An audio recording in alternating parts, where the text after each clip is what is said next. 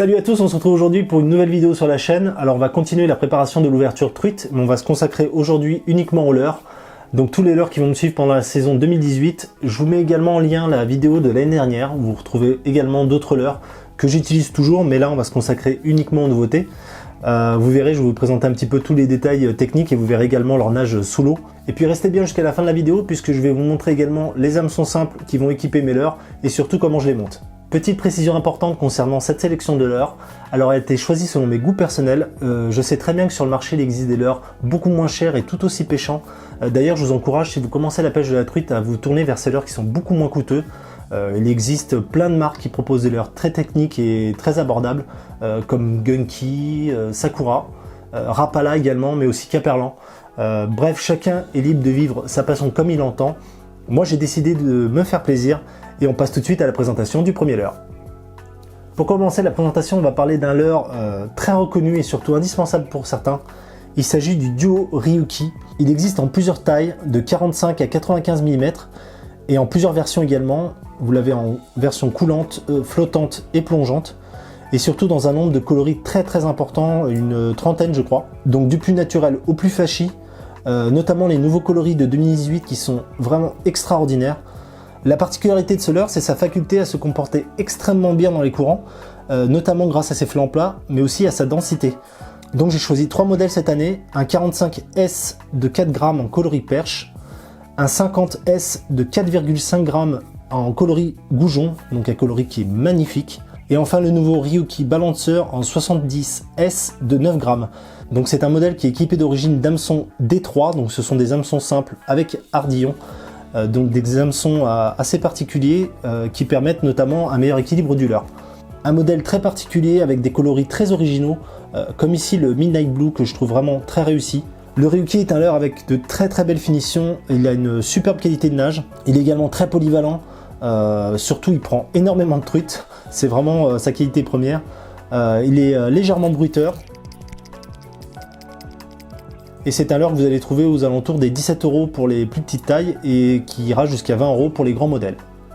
À présent, une déclinaison du Ryuki en grosse nouveauté 2018, il s'agit du Ryuki Vibe. C'est un lipless de 45 mm qui pèse 5,3 grammes et il est disponible en 7 coloris. Alors ce modèle est destiné à pêcher un peu plus creux, avec notamment une attache qui est située sur le haut du leurre. On va l'utiliser dans des fosses par exemple, et même des cascades avec plus de courant vu qu'il conserve les flancs plats de son grand frère. Donc vous pourrez l'animer avec des petites tirées. Encore une fois, de très belles finitions, un aileron très stylé qui va permettre d'équilibrer sa nage. C'est un leurre qui est aussi légèrement bruiteur. Donc un leurre complémentaire au Ryuki et qui coûte également dans les 17 €. Ensuite, je vous présente le frère ennemi du Ryuki avec qui on le compare souvent. Il s'agit du D-Contact de chez Smith, qui est décliné aussi en plusieurs tailles, donc du 50 au 85 mm. Et avec énormément de coloris, je crois qu'il en existe une trentaine environ. Donc c'est un leurre coulant qui a aussi des flancs plats, qui tient très bien les courants et surtout qui a l'avantage d'être totalement silencieux. Pour moi c'est un des meilleurs poissons nageurs avec le Ryuki. Je le possède d'ailleurs en 2 modèles, un de taille 50 de 4,5 grammes en coloris Véron et un autre de taille 63 mm qui pèse 7 grammes dans un coloris magnifique, un coloris limité Fario, vraiment très réussi, toujours de très belles finitions. Vraiment une belle nage. Pour moi c'est un leurre qu'il faut plutôt à mon sens animer. Le linéaire c'est un peu moins son truc. On va le trouver notamment à partir de 18 € pour les modèles de 5 cm, mais pour aller jusqu'à 30 € pour les modèles notamment en acre. Ensuite on va passer à une autre marque qui commence à se faire une bonne place dans le monde de la pêche de la truite. Il s'agit de la marque Jackson et du modèle Artist. Au début, ils étaient conçus pour la mer, notamment avec des coloris, des tailles adaptées. Je pense au FR80 ou au FR105 par exemple. La gamme Artist se décline également en 2 autres modèles qui nous intéressent plus particulièrement, avec le FR70 et surtout la nouveauté 2018, le FR55. Donc ce sont des leurres avec des flancs un peu plus ronds, mais qui tiennent aussi très bien le courant grâce à leur densité. Ils ont une nage très prenante avec un super wobbling. Ils existent avec une quinzaine de coloris et tous vraiment très réussis, à l'image de ce FR55 avec le coloris BKG qui est vraiment exceptionnel, magnifique avec ses petits yeux noirs. Il mesure 5,5 cm et pèse 4 grammes. Et j'ai également choisi le coloris Fario pour le FR70, un coloris très beau, très imitatif, qui lui mesure 7 cm et pèse 6 grammes. Ce sont des leurres coulants qui sont totalement silencieux et superbement finis. Vous les trouverez aux alentours des 20 €, notamment pour les FR70. Maintenant, je vais vous présenter un leurre aux finitions exceptionnelles. Il s'agit du Great Hunting Flatside de Megabass. Il se décline en 3 tailles, vous avez le 45, le 50 et le 70. Les deux premières étant coulantes et la plus grande suspending. Il existe également dans une autre version, le World Spec, que vous connaissez sûrement déjà, qui a des flancs plus arrondis. D'ailleurs, je vous mets les deux pour que vous puissiez comparer la différence entre les flancs.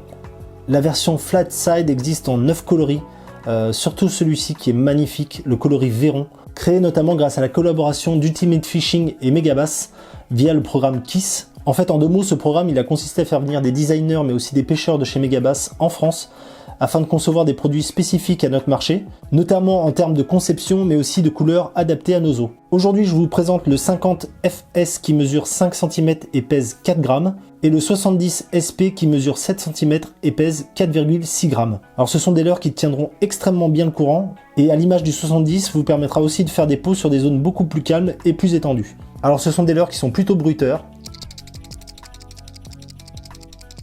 Encore une fois, des finitions magnifiques qu'on va situer dans le haut de gamme, puisque ce sont des leurres qui vont coûter aux alentours des 24 € chacun.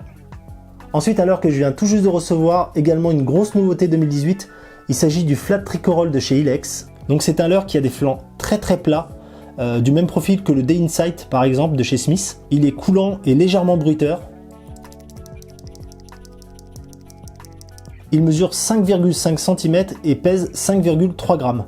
La grosse innovation de ce leurre, c'est son hameçon ventral qui est monté sur émerillon baril, parfait pour limiter les décrochés, notamment lors des phases de descente sur les plans d'eau un peu plus profonds. Il existe en une dizaine de coloris, moi j'ai choisi le LMDLT, donc qui imite un petit Véron, qui est légèrement transparent, et surtout qui a la particularité d'être livré en hameçon simple, sans ardillon, contrairement aux autres coloris. L'avantage c'est que ça vous évitera de le faire vous-même, d'autant plus que les hameçons sont plutôt de bonne qualité. C'est un leurre qui coûte environ 17 €, qui est un petit peu dans la moyenne de ce qu'on trouve dans la gamme Ilex.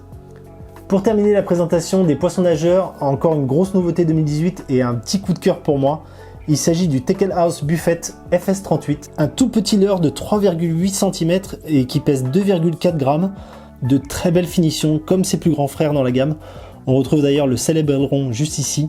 Donc c'est un leurre flottant qui sera destiné lui aux cours d'eau beaucoup plus calmes et de faible profondeur. Il existe en 4 coloris, moi j'ai choisi le superbe 116 qui est très imitatif d'une truitelle. Gros plus, il est livré en hameçon simple sans ardillon et en plus correctement positionné comme vous pouvez le voir, contrairement à ce qu'on penserait. Mais ça je vous en parle un petit peu plus tard dans le chapitre hameçon.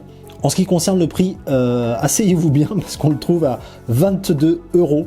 Et oui, ce tout petit truc, 22 €, j'avoue que c'est un petit peu abusé, je vais le tester et je vous dirai en cours de saison s'il est aussi efficace que cher.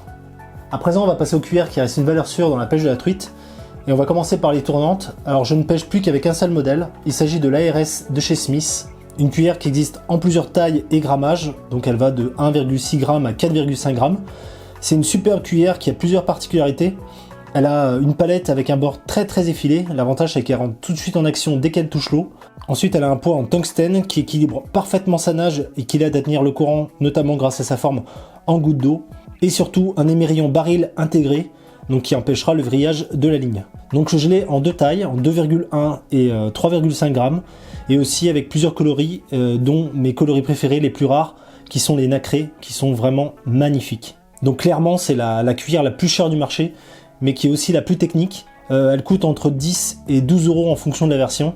Mais pour moi, ça reste un de mes leurres préférés qui prendra toujours du poisson et dans beaucoup de situations. Ensuite, les cuillères ondulantes. Alors j'ai eu énormément de succès l'année dernière avec un modèle en particulier, la Pure de chez Smith. D'ailleurs, je vous mets le lien d'une session où je teste cette cuillère et ça a été une révélation pour moi le reste de l'année. Vous verrez, j'y détaille un petit peu les caractéristiques techniques, donc je vais être un petit peu plus bref maintenant. Donc c'est un leurre qui va pouvoir être pêchant dans énormément de situations. Vous pouvez l'animer de différentes manières, que ce soit des légères tirées, en linéaire, mais surtout en twitch. D'ailleurs, c'est avec cette animation que j'ai eu le plus de succès, bizarrement. Très important aussi, j'ai rajouté un émerillon baril en tête, tout ça pour avoir une meilleure mobilité et toujours pour éviter le vrillage de la ligne. J'en ai plusieurs modèles, notamment des versions nacrées qui marchent terriblement, que vous trouvez en 3,5 ou 5 grammes. Ce sont des cuillères qui coûtent entre 8 et 10 € selon le modèle. Et puis cette année, j'ai rentré une nouveauté 2018 de chez Ilex, la Native Spoon. Je l'ai choisie en 3,5 grammes et en coloris Yamame. Alors c'est une cuillère avec de très belles finitions et aussi très fine que je vais comparer au Pure cette saison. Et vous trouverez cette cuillère à un prix de 7,50 € environ et dans plusieurs coloris également. Enfin pour terminer, je vous présente deux leurres souples qui peuvent être une très bonne alternative aux leurres dures et métalliques. Et mon choix s'est porté sur un premier modèle de 2 pouces, il s'agit du One-Up de Sawamura. Donc un leurre très efficace que tout le monde connaît, il imite parfaitement un petit alevin. Il existe en plus de 60 coloris donc vous pourrez l'adapter parfaitement à tous vos cours d'eau. Et il sera parfait monté sur des petites têtes plombées. Donc c'est un leurre qui est plutôt dans le haut de gamme puisque la pochette de 8 PS est à 14 €. Mais encore une fois c'est un leurre très efficace et surtout assez solide malgré sa taille de 2 pouces. Ensuite le deuxième modèle que j'ai choisi est un 3 pouces, il s'agit de la Groove Perche de Watafish. À l'heure dont vous avez certainement dû entendre parler ces derniers temps tellement il est efficace. D'ailleurs je vous mets le lien d'une session où je le teste et qui m'a valu une super partie de pêche, notamment sur des truites arc-en-ciel. C'est un leurre très solide, qui a une nage superbe, il rentre en action dès qu'il touche l'eau. Je vous conseille de le monter avec des petites têtes plombées entre 3 et 5 grammes. L'avantage c'est que dans la pochette de 7 pièces, vous le trouverez en 3 coloris, bleu, rouge et transparent. Et ça vous permettra justement de vous adapter à la couleur de l'eau, de la plus claire à la plus chargée. Enfin le paquet coûte 10 €, je trouve que c'est un prix qui est plutôt raisonnable par rapport à son efficacité. Comme promis, pour terminer la vidéo, je vais vous parler de l'armement que j'utilise sur tous les leurres qui m'accompagnent à la pêche de la truite. Alors moi je pêche exclusivement en hameçon simple sans ardillon, c'est un choix que j'ai fait dès le départ, tout ça pour tenter de blesser le moins possible le poisson et surtout le relâcher dans les meilleures conditions possibles. Alors évidemment si vous pratiquez le no-kill c'est la bonne option à choisir, et si vous débutez la pêche de la truite avec des hameçons simples, alors forcément vous aurez un peu plus de décroché au début, mais petit à petit avec l'expérience et avec le temps, vous verrez qu'à la fin il n'y aura pas vraiment de différence. Et puis il faut savoir qu'en France il y a de plus en plus de parcours qui vous imposent d'avoir ce type d'armement sur vos leurres, donc autant sauter le pas. Malheureusement il faudra consacrer un budget supplémentaire à l'achat de ces hameçons simples. Alors si vous débutez, moi je vous conseille ceux de la marque VMC, notamment un modèle, les 72-38 qui sont des hameçons simples sans ardillon. Ils coûtent entre 3 et 4 € la pochette et puis vous en avez 8. Et surtout ils sont de très bonne qualité. Maintenant je vais vous présenter les différents modèles que j'ai choisis pour mes leurres. Pour les hameçons de taille 10, donc qui concernent les poissons nageurs de moins de 5 cm ou les petites cuillères, j'ai choisi les Area Hook Type 3 de la marque Decoy, de très bons hameçons et surtout fin de fer, et c'est un paquet qui coûte environ 6 €. Ensuite pour les hameçons de taille 8, donc qui concernent les poissons nageurs entre 5 et 6 cm et les cuillères moyennes, j'ai choisi un autre modèle de la marque Decoy, il s'agit des Area Hook Jove Type X, de tout nouveaux hameçons que je vais tester cette année, donc avec une petite forme un peu moins arrondie qui va permettre justement de mieux retenir le poisson. Et enfin pour les hameçons de taille 6 qui vont équiper les poissons nageurs de plus de 6 cm, j'ai choisi les hameçons de la marque Van Fook, les ME31BL, avec un petit peu la même forme, qui sont très piquants et vraiment très fins de fer.